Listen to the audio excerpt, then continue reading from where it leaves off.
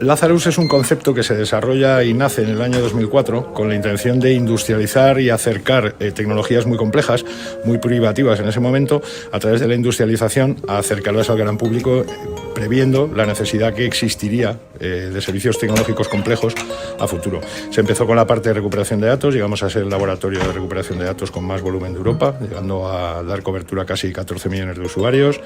Se ha ido integrando toda la parte de seguridad en torno a los ciclos de información, de la información contenida en los propios dispositivos, y actualmente una de las áreas que más crecen es precisamente el ciberriesgo, para garantizar la continuidad de negocio, y la parte de informática forense, porque se ha hecho absolutamente imprescindible poder analizar el contenido y la trayectoria histórica de la información y los hechos que representan en casi todos los entornos judiciales. Soy Manuel Huerta, soy el CEO y fundador de Lazarus Technology.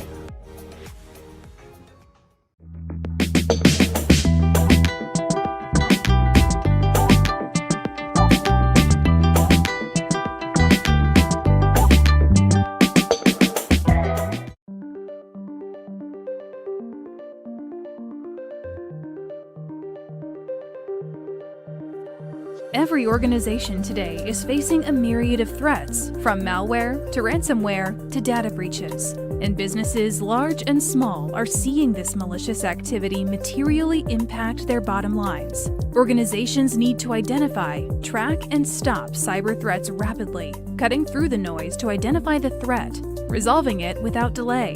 Flashpoint is the globally trusted leader in risk intelligence, with the analysts and technology to provide the most comprehensive coverage of threatening activity on the internet.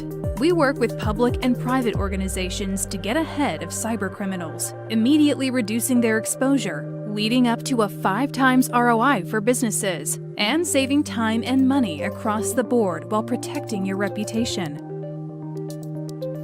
Customers recommend us because we have better sources, better intelligence, driven by best-in-class analysts, bringing the intelligence community together for everyone's benefit.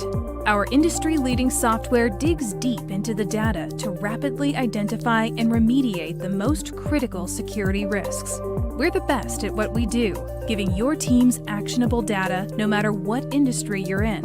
So whether you want to reduce fraud, increase your security team's productivity, or minimize data breaches, you can trust us to get the right data at the right time with the right context. Flashpoint, trusted experts, trusted partners, trusted intelligence. Is your company at risk? Flashpoint can help teams stay ahead of these threats. Sign up for a free trial today.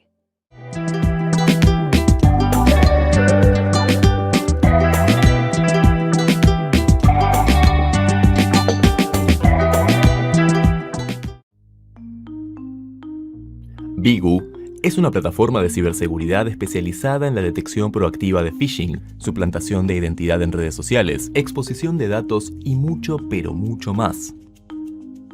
Ofrece un monitoreo de activos digitales en la red superficial, Deep y Dark Web, apoyándose en procesos automatizados e inteligencia artificial, que ayuda a tomar decisiones proactivas y evitar así que se materialicen estafas, fraudes y distintos tipos de ataques.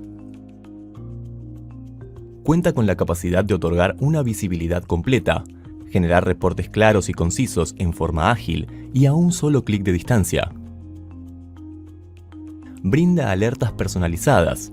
De este modo, a través de distintos canales, recibirás las notificaciones que creas relevantes en el momento en que se detecten, asignando una criticidad determinada y reduciendo notablemente posibles falsos positivos. Bigu te puede ayudar a detectar y evitar, entre otros, filtración de datos sensibles, phishing, suplantación en redes sociales, credenciales expuestas, brechas de seguridad, subdominios e IPs desatendidas y o vulnerables. Además, contamos con analistas especializados, los cuales podrán administrar la plataforma y llevar adelante las recomendaciones necesarias. Be proactive, be safe, be good.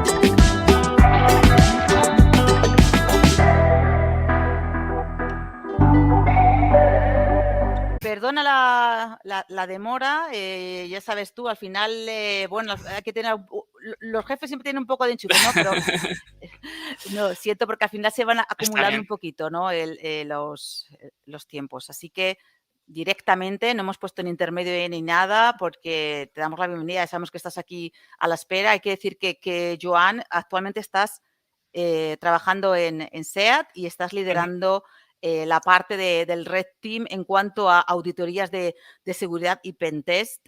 Y bueno, además eres todo un crack porque eres un número 1 en la plataforma del CNI en Atenea, además te mantienes en el top 100 en Hack the Box, llegando a ser el número 1 en España y has ganado un montón de competiciones de capture de flag. Hoy nos vas a hablar sobre una herramienta que es Magic Spoofing y tu ponencia es Magic Spoofing from DNS to Fool the Compromise and Email History. Te agrego a la transmisión y me voy de aquí pitando. Muchas gracias, Gemma. Sí, hoy vengo a hablaros un poco sobre cómo configurar o cómo securizar la parte de DNS para, de alguna manera, intentar evitar suplantaciones de identidad. Bueno, primero de todo, un segundo. Me presento, aunque Gemma, bueno, muchas gracias por la presentación. Soy Joan Martínez, trabajo en SEAT, por la parte de auditoría de Pentest y de Red Team la lidero. Soy jugador de CTFs y también estoy en plataformas como Hack the Box, Atenea y demás, bajo el seudónimo de Magic HK. Soy miembro del equipo Watch for Hack, que también regularmente va compitiendo. Y bueno, como alguna curiosidad más, también tengo una parte docente, ¿no? que estoy dando una asignatura en un máster de ciberseguridad en La Salle.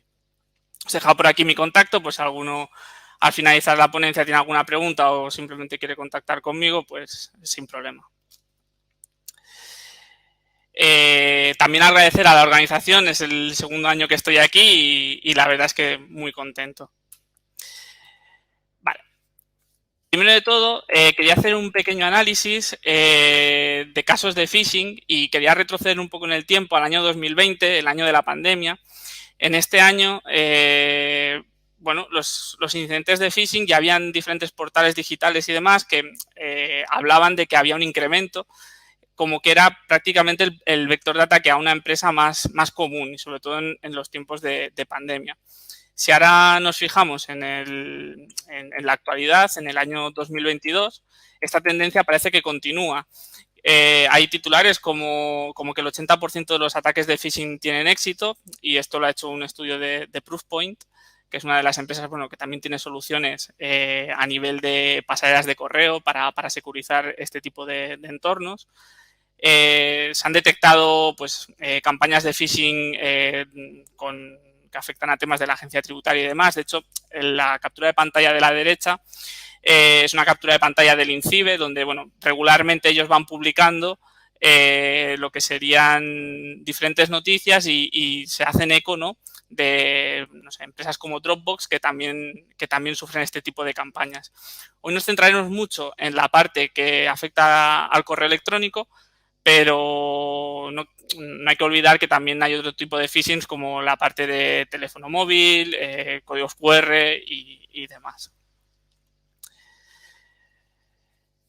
Así pues, os voy a presentar la herramienta Magic Spoofing, que es una herramienta que he desarrollado, y voy a empezar por el principio. Esta herramienta surgió a través de una compañera que estaba en un grupo de trabajo donde querían chequear de manera rápida si un dominio estaba bien configurado o no en cuanto a registros DNS para evitar este tema de la suplantación de identidad. Y al final Magic Spoofing lo que es una herramienta que permite buscar configuraciones incorrectas en un DNS relacionado con las protecciones de seguridad del servicio de correo. Además, otra de las funcionalidades es que puede lanzar emails de test para chequear posibles fallos de configuración. Aquí os he puesto un poco lo que sería la ayuda de la herramienta. Está pensada para sistemas Linux y bueno, tiene opciones desde el "-f" para pasarle un fichero donde en cada línea tú le pongas un dominio y él te vaya haciéndote la comprobación, hasta decirle un servidor SMTP el cual utilizar para enviar ese correo. Por defecto, la herramienta utiliza la salida de Internet desde donde se esté ejecutando, la salida de Internet que tenga el propio equipo que la ejecuta.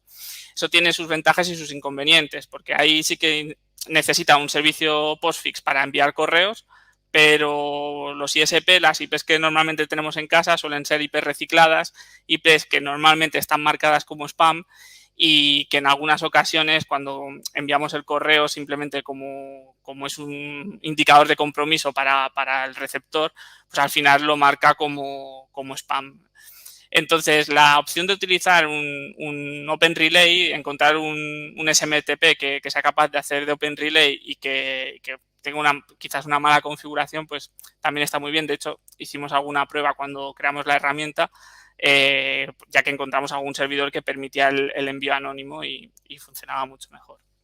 Y las siguientes opciones sí que es verdad que ya serían más la customización, que lo veremos más adelante, a la hora de enviar un correo y poder, bueno, manipular un poco el mensaje que vamos a enviar. Así pues, pasamos a la parte del índice, que bueno, es un poco lo que vamos a ver durante la sesión. Primero de todo, hablaremos de registros de DNS, simplemente 3-4 conceptos que hay que tener en cuenta a la hora de saber si podemos o no podemos hacer una suplantación de identidad sobre un dominio. Seguidamente, utilizando la herramienta, vamos a intentar conocer a nuestra víctima, intentar ver qué podemos hacer para suplantar la identidad de alguno de sus empleados. Y seguidamente veremos 3 casos prácticos. El primero tratará de la suplantación de identidad normal y corriente, que alguna vez podéis leer que es el fraude al CEO, el típico fraude al CEO. Después veremos un ejemplo de phishing, cómo construir un robo de credenciales y, por último, acceder a un command and control. Para quien no lo sepa, un command and control es cuando es una aplicación que tiene un atacante y al final ahí reúne las conexiones de todos los equipos que va comprometiendo y a partir de ahí toma el control de todas esas máquinas. Bien, pues empecemos con la parte de registros MX, SPF, DMARC y vemos un poco qué es cada cosa. Los registros MX son los servidores de recepción de correo. Cuando alguien envía un correo a un dominio, se chequea el registro MX y ese correo acaba en los servidores que tengan en ese registro. De esa manera el correo acaba llegando a nuestro buzón de entrada.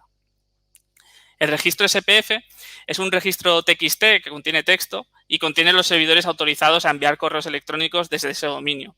Es decir, todo lo que aparezca en el SPF puede enviar en nombre de ese dominio un correo. Pueden ser direcciones IP, rangos de red, nombres o incluso se puede configurar el registro SPF para que tú no puedas enviar, que nadie pueda enviar desde tu dominio y hacerte una suplantación de identidad. No es necesario tener configurado una IP, un nombre o un rango. Simplemente tú puedes también indicarle que no quieres que nadie envíe en tu nombre. Veremos después por qué esta opción es interesante configurarla. La parte del DMARC. El DMARC al final contiene instrucciones sobre qué deben hacer los servidores de correo cuando no pasan los controles de SPF y de KIM. ¿Eso qué quiere decir? El DMARC se puede configurar de muchísimas formas, pero por ejemplo hay 3, que es el non, que es en plan yo dejo que todo sea transparente y todo pase. Cuarentena, que lo que hace es enviarlo o redirigirlo a un buzón de spam. O reject, que es la más habitual. El reject al final lo que hace es devolver el mensaje.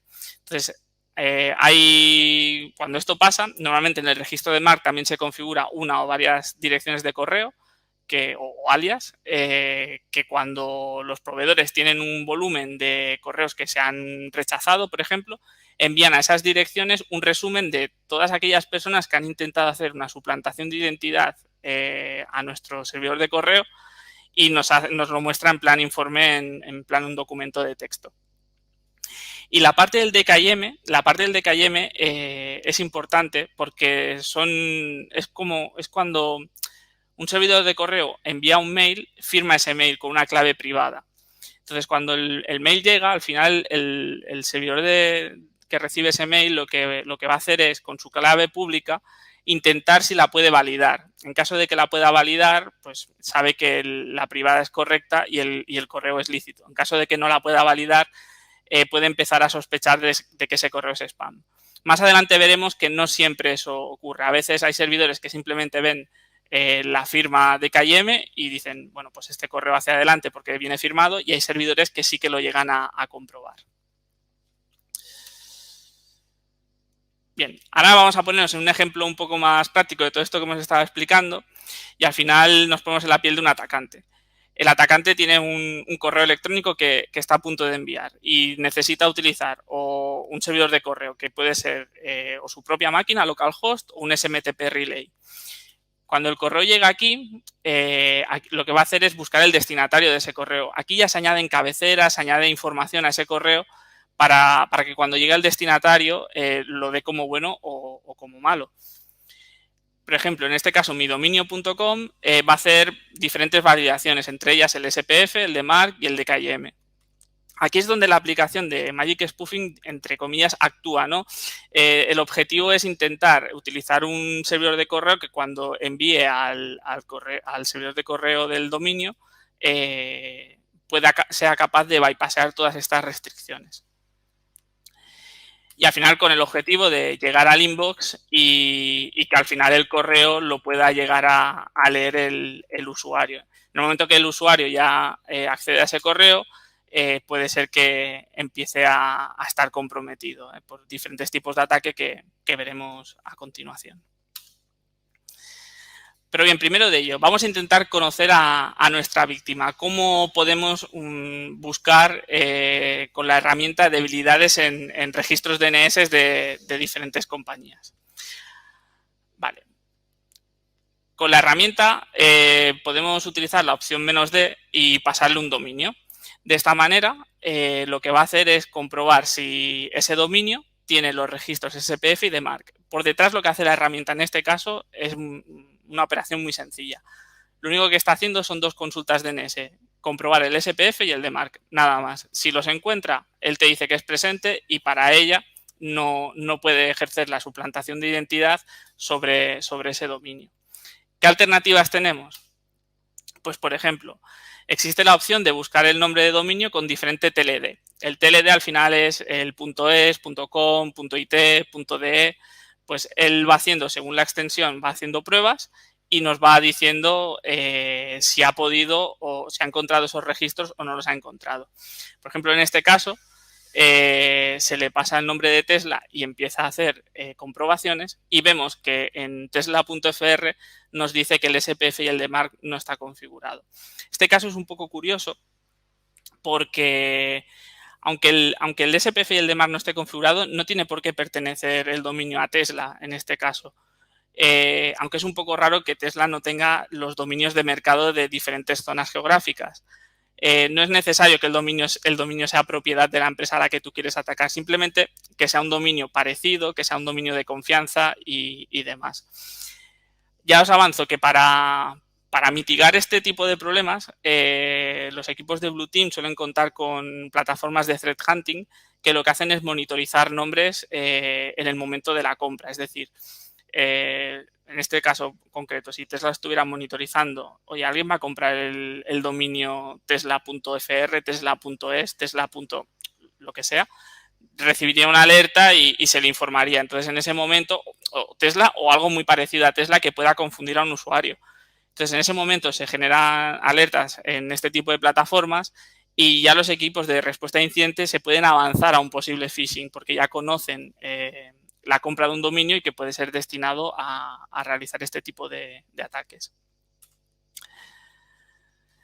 Así pues, entramos ya en el primer caso práctico. Es el de fraude al CEO. Es de los casos prácticos, creo que es el más sencillo de ver. En este caso, lo que vamos a hacer es suplantar la identidad de Elon Musk, enviando un correo suplantando su identidad, pero con el dominio de tesla.fr. De tal manera que, bueno, con las opciones que vemos en pantalla, al final es muy sencillo. Simplemente es poner un sender, un subject, y lo más interesante aquí es el template. El template es el correo en HTML. Al final, para darle un poco de formato, para hacerlo un poco bonito, se crea una plantilla en HTML y se le envía con la opción "-e", se le indica el correo de una persona y la herramienta intentará enviar ese correo en nombre del sender que le hemos indicado. Este es el resultado de lo que vería la víctima en su buzón de correo.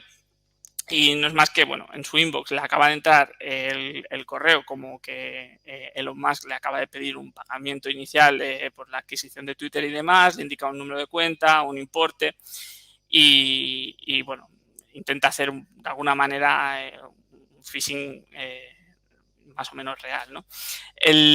La cosa sería que la pasarela de correo no ha acabado de validar todas las comprobaciones que debería y que el dominio tesla.fr no acaba de estar bien configurado.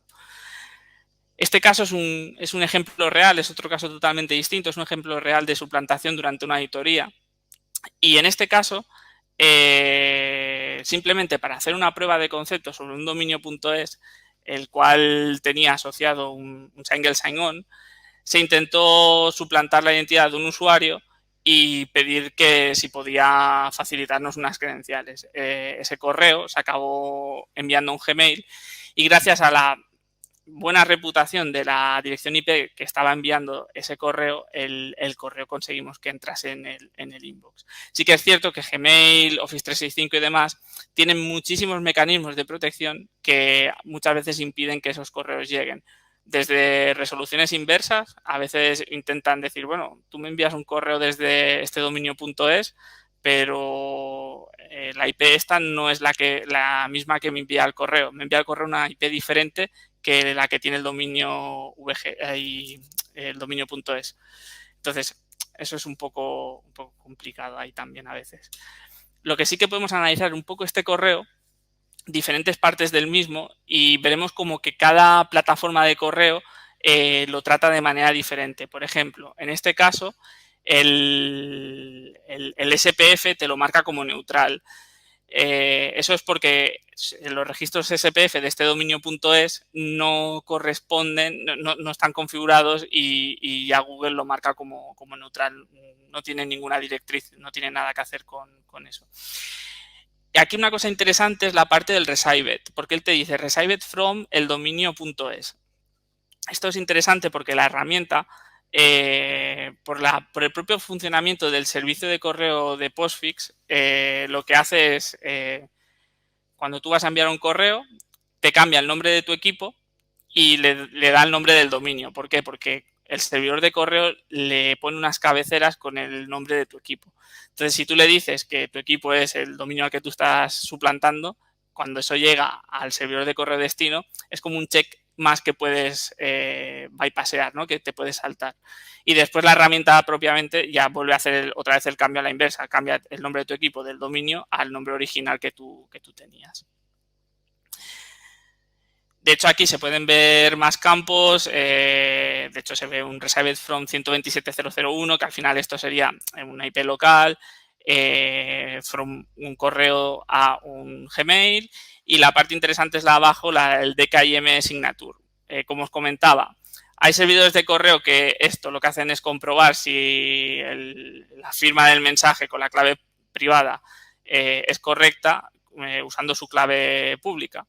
Y hay servidores de correo que no llegan a hacerlo. Por ejemplo, Gmail es uno de los que sí que lo hace, pero hay servidores de correo que simplemente ven firmado el correo y dejan avanzar.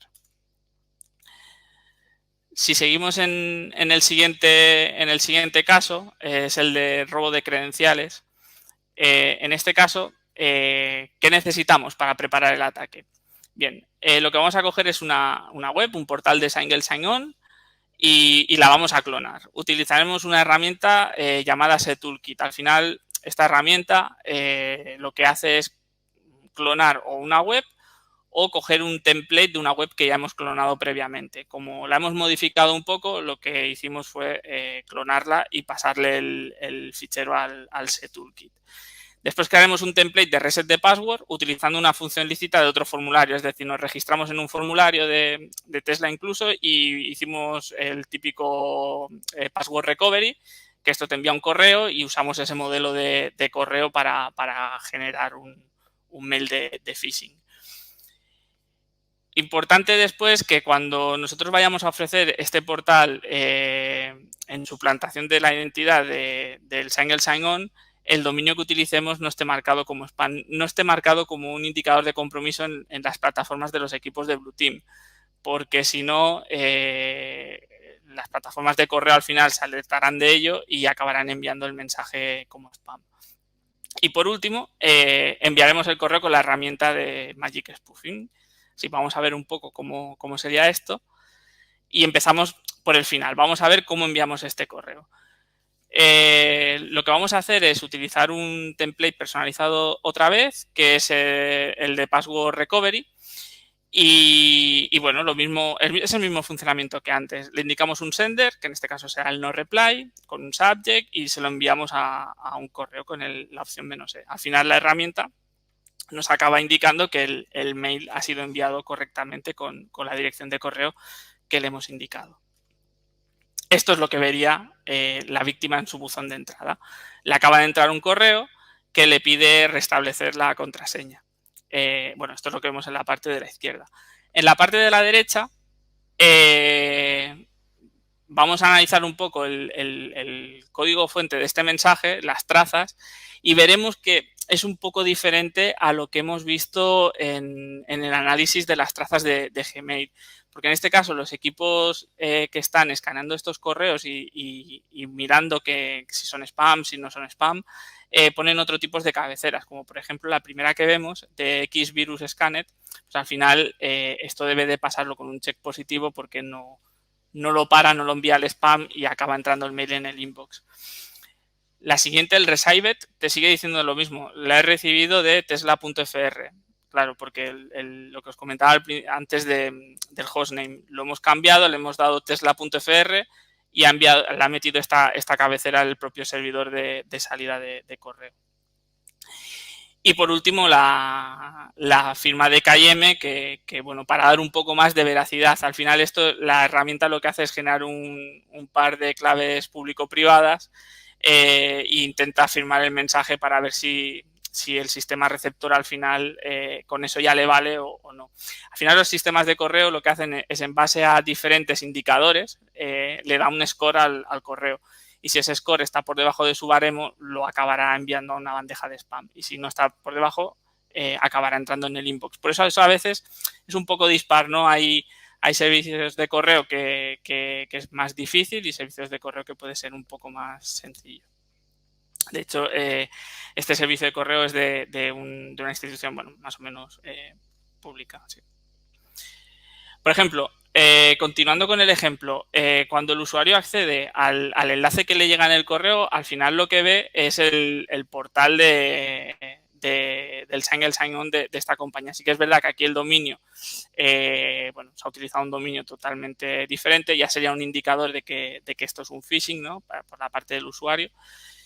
Y después, por la parte del atacante, esto es una captura de pantalla del programa este que os decía, del SEToolkit, que te prepara un poco el servidor con la página web para suplantar la identidad.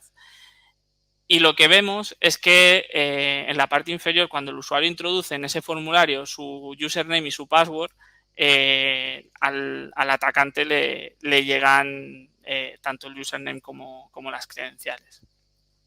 Y al final esto es un proceso bastante sencillo, que son 4 o 5 pasos.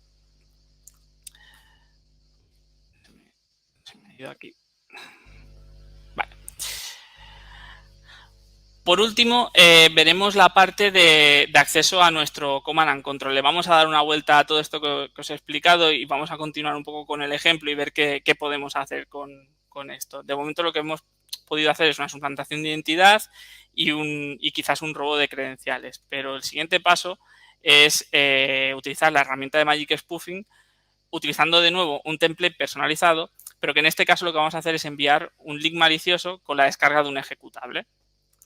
Como siempre, la parte importante yo creo aquí es la parte del template, donde le vamos a tachar un fichero HTML con el contenido de ese correo para darle un poco de formato y lo importante, bueno, al final la herramienta nos acaba diciendo que ha podido enviar el correo y que a ver si el destinatario lo ha recibido.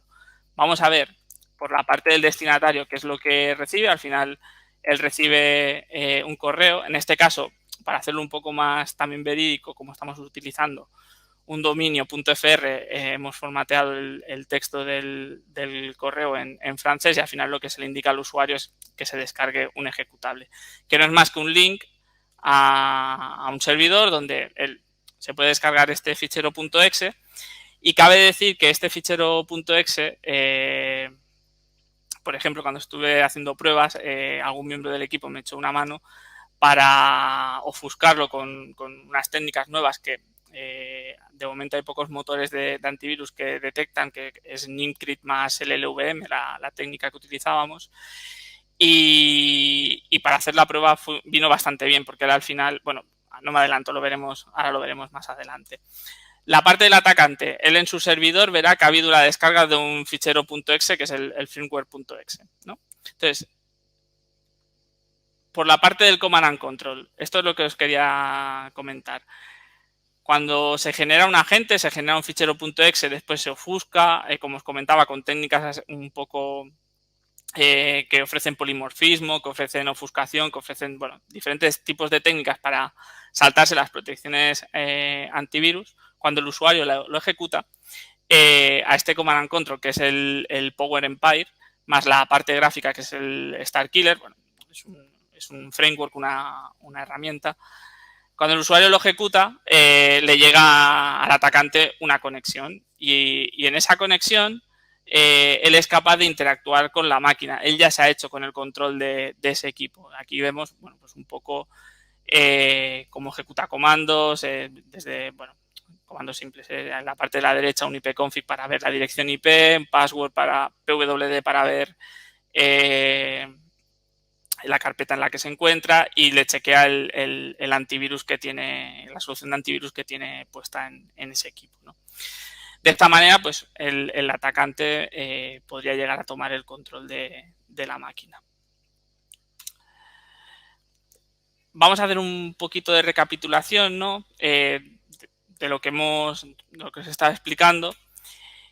No se trata de no quiero utilizar el ordenador, no quiero darle conexión a internet, no. O sea, al final creo que hay un tema de buenas prácticas, ¿no? De la importancia de configurar bien los registros DNS de un dominio en cuanto a la seguridad de los registros de seguridad en cuanto a correo, como os he explicado, los SPF, el DMARC, el DKIM, pues estas cosas, tenerlas bien controladas para que nadie pueda hacer una suplantación de identidad, así como si, imaginaros, una compañía tiene 10 dominios diferentes, pero solo recibe correo por un dominio, los otros 9 los tiene que configurar de tal manera que los registros SPF no permitan el envío de correo a nadie, si no lo necesita. Si solamente utiliza el primero, pues ese es el que tiene que estar bien configurado y el resto simplemente que no permita el envío de correo a ningún usuario.